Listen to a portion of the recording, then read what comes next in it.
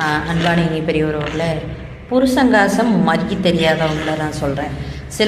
சில பேர் வந்து அந்த காசில் குழந்தைகளுடைய வாழ்க்கைக்கு பெரிய ஒரு வழி தேடலாம் அப்படின்னு சொல்லி செலவு பண்ணுறவங்களும் இருக்காங்க.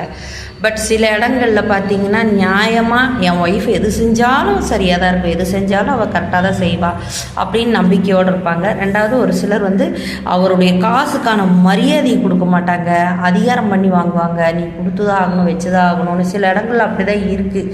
சில இடங்களில் பாவம் பெண்கள் பிச்சைக்காரத்தனமாக 10 ரூபா கொடுத்துருவானா, 20 ரூபா கொடுத்துருவானான்னு எதிர்பார்த்துட்டே இருப்பாங்க. ஆனால் அவங்களுக்கெல்லாம் கொடுக்குற மாதிரி ஹஸ்பண்ட் வரமாட்டாங்க. இந்த ஊதாரி சாதாரி பண்ணுற சில பேர்த்துக்கெல்லாம் எவ்வளோ வேணாலும் என் ஒய்ஃப் கேட்டால் நான் கொடுக்குறதுக்கு தயாராக இருக்கேன்னு சொல்லுவாங்க.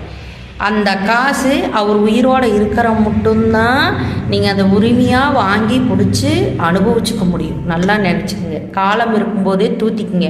கணவனுடைய காசை உதாசீனப்படுத்தாதீங்க. ஏன்னு கேட்டால் கணவனுடைய காசை நீங்கள் செலவு போக சேர்த்து வச்சு ஏதாவது ஒன்று பண்ணும்போது அது உங்கள் ஃப்யூச்சரையும் காப்பாற்றும்.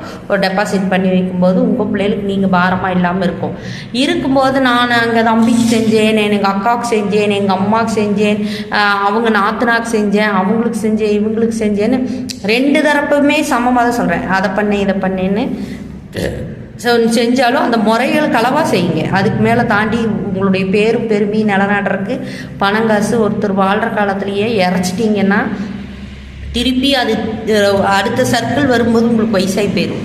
உங்களுடைய வருமான தேவைகள் இருக்காது. எப்போவுமே பையன்கிட்ட வாங்கினாலும் கடன் தான், நாம் பையனுக்கு கொடுத்தாலும் கடன் தான். அது பையனாக இருந்தாலும் பொண்ணாக இருந்தாலும்.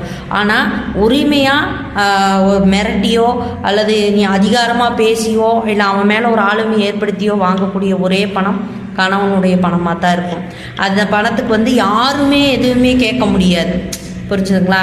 அது மாதிரி நல்லபடியாக உங்கள் வீட்டுக்காரர் சம்பாரித்து பிடிச்சி உங்களை எல்லாம் காப்பாற்றுறாருன்னு தெரிஞ்சால் மதித்து அதை காப்பாற்ற பழகிக்கிங்க.